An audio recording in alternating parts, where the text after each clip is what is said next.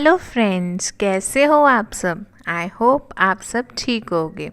So friends, कल हमने कौन सा टॉपिक पढ़ा था? इंडियन कॉन्ट्रैक्ट एक्ट का सबसे फर्स्ट टॉपिक पढ़ा था एग्रीमेंट। एग्रीमेंट आपको याद है?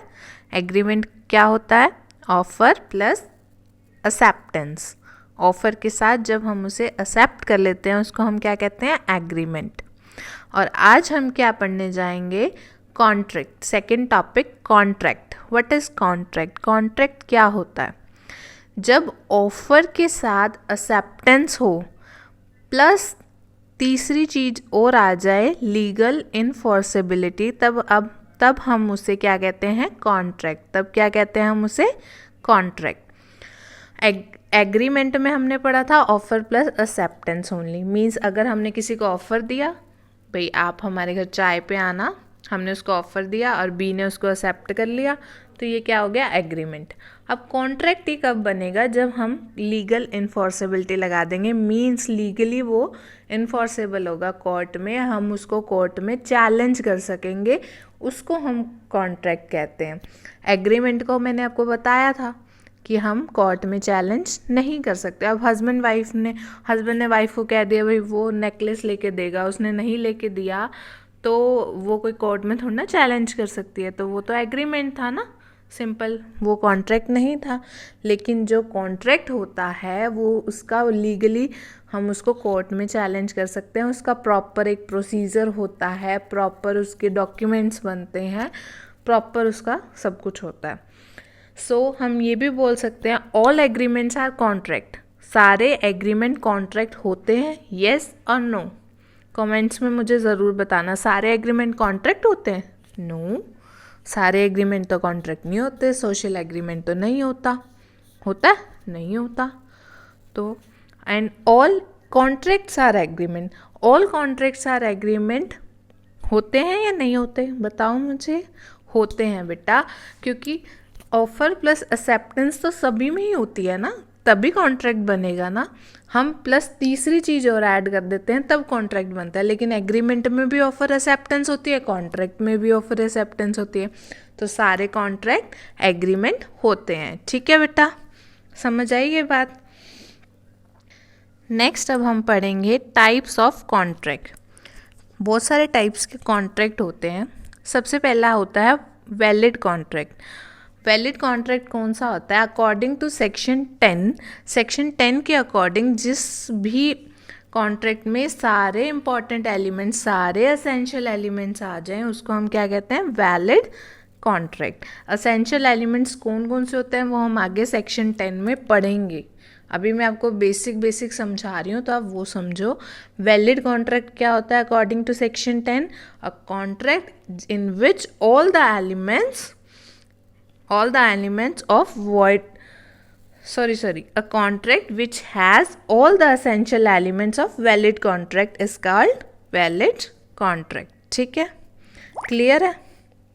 नेक्स्ट कॉन्ट्रैक्ट होता है void contract। नेक्स्ट कौन सा कॉन्ट्रैक्ट होता है? void contract। void contract कौन सा होता है?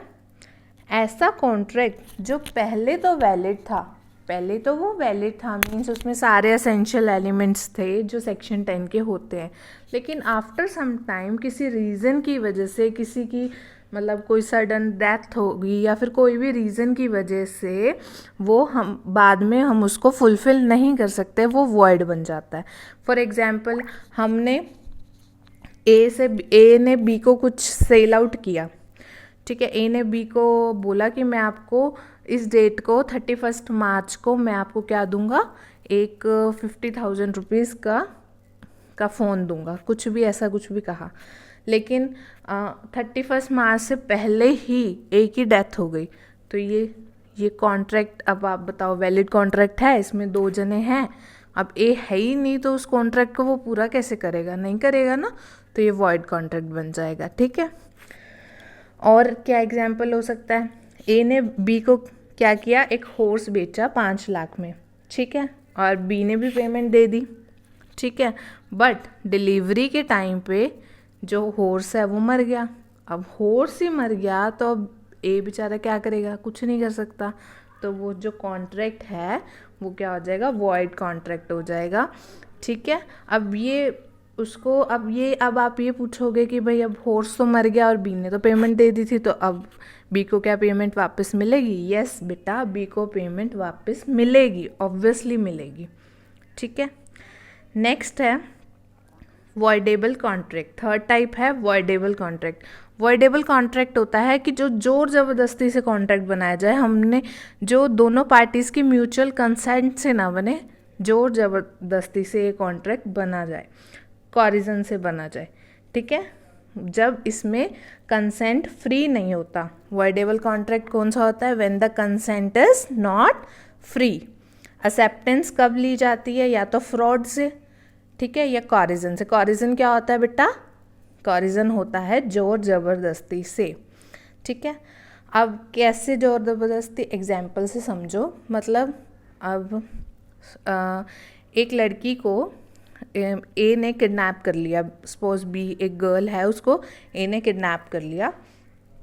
तो ए ने उसको फोर्सली बोला कि तू मतलब मैं आपके फादर को किल कर दूंगा अगर आपने मुझे अपने फादर से 50,000 या 5 लाख नहीं मंगवाए तो अब इसमें जो कॉन्ट्रैक्ट बना, तो ये म्यूचुअल कंसेंट से बना नहीं, ये कॉरिजन से बना।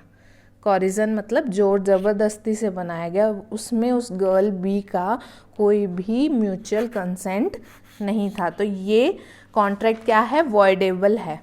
मीन्स एग्रीव्ड जो पार्टी होगी, मीन्स जो बी है, वो लड़की है, वो कोर्ट में कल को केस कर सकती है। वो पैसे तो लेगी अपने वापस 5 लाख प्लस, साथ में उससे वो भी ले सकती है फीस, मतलब कंपनसेशन भी ले सकती है। ठीक है। नेक्स्ट है इलीगल कॉन्ट्रैक्ट।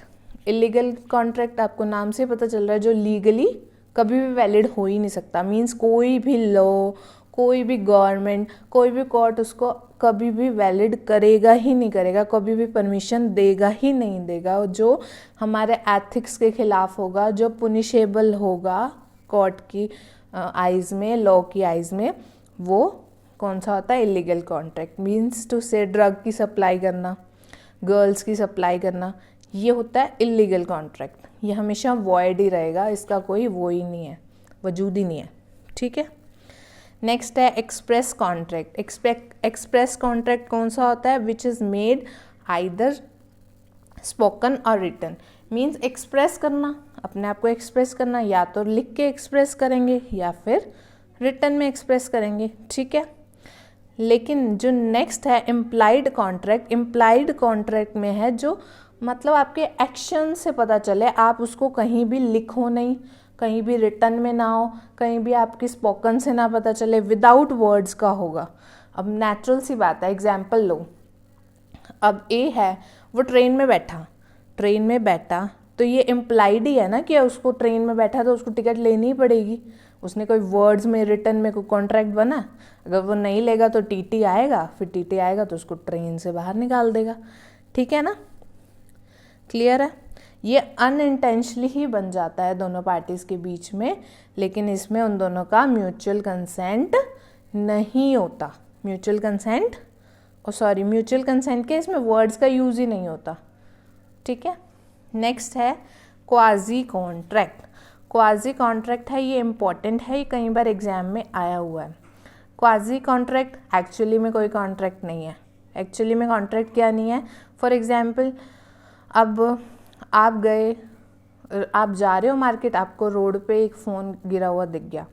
अब वो जो फ़ोन गिरा हुआ दिखता है तो आप उसको रख लोगे, लेकिन आपको उसको रखना तो नहीं चाहिए ना, वो आपको ओनर को वापस देना पड़ेगा। नहीं दोगे तो ओनर को पता चलेगा, वो लोकेशन ट्रैक करके आपके पास आएगा, तो वो कल को आपको कोर्ट में स्यू भी कर सकता है। तो ये क्वाजी कॉन्ट्रैक्ट है। तो ये एक्चुअल कॉन्ट्रैक्ट नहीं होता, ये वो होता है कि जिसको मिला होता है, founder of lost goods has to return those goods to the owner. Mean जो भी फाउंडर होता है, जिसको भी वो गुम हुए गुड्स मिलते हैं, उसको वो अपने एक्चुअल ओनर को वापस देने होते हैं। क्लियर है? आई होप आप सबको समझ आ रहा होगा। आ रहा है कि नहीं आ रहा? ओके। नेक्स्ट है एग्जीक्यूटेड कॉन्ट्रैक्ट। एग्जीक्यूटेड कॉन्ट्रैक्ट होता है, एक एग्जीक्यूटरी कॉन्ट्रैक्ट होता है। एग्जीक्यूटेड, अब आपको नाम से ही पता चल रहा है एग्जीक्यूटेड, कोई भी काम हमने एग्जीक्यूट कर लिया मतलब ख़त्म हो गया, मतलब हमारी ऑब्लिगेशन कंप्लीट होगी। ए ने बी को एक कार सेल करनी थी, बी ने पैसे दे दिए और ए ने कार दे दी, मीन्स ऑब्लिगेशन कंप्लीटेड। कंप्लीटेड ना, both parties fulfil there obligation, execute हो गया, ठीक है, ये वो वाला कॉन्ट्रैक्ट होता है। एग्जीक्यूटरी कॉन्ट्रैक्ट कौन सा होता है? ऑब्लिगेशन पेंडिंग है, ऑब्लिगेशन पेंडिंग है, ठीक है, या तो बायलेटरल पेंडिंग है या यूनिलेटरल। बायलेटरल मीन्स बाय से मतलब दोनों साइड से पेंडिंग है, मतलब एक साइड से नहीं, दोनों साइड से, मतलब दोनों पार्टीज़ ने अभी तक अपनी ऑब्लिगेशंस को फॉलो ही नहीं किया है, पूरा ही नहीं करा है। यूनिलेटरल मीन्स यूनि मतलब वन, यानी एक तरफ से पेंडिंग है, एक पार्टी ने तो कर दिया है और दूसरी पार्टी ने अभी तक फुलफिल नहीं करी है। क्लियर है, समझ आ गया? एग्जीक्यूटेड कुछ भी कंप्लीट हो जाना, एग्जीक्यूटरी जो अभी कंप्लीट नहीं हुआ है। अब सबसे इम्पॉर्टेंट टर्म, ये बहुत बार एग्जाम में आई है, बहुत ही बार, consensus ad idem. Consensus ad idem का मीन्स है agree upon same thing in the same sense. Means agree upon the same thing in the same sense means कई बार हम दो जने भी बात कर रहे होते हैं, हम फ्रेंड्स भी बात कर रहे होते हैं, लेकिन हम कोई ज़रूरी नहीं है कि सेम चीज़ पे सेम ही सेंस में वही चीज़ हम समझ रहे हों। होता है ना, कई बार कोई बात कर रहे होते हैं, भाई उसने कुछ कह दिया और हम वही सेम ही सेंस में उस चीज़ को ले जाएं।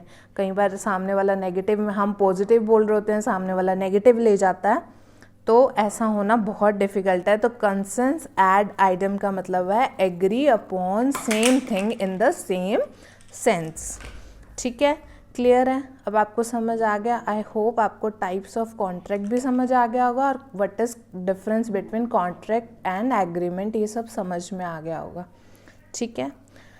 सो अगर आपको मेरी वीडियोस अच्छी लग रही हैं तो मेरे चैनल को सब्सक्राइब करें एंड वीडियो को लाइक करना ना भूलें। Thank you.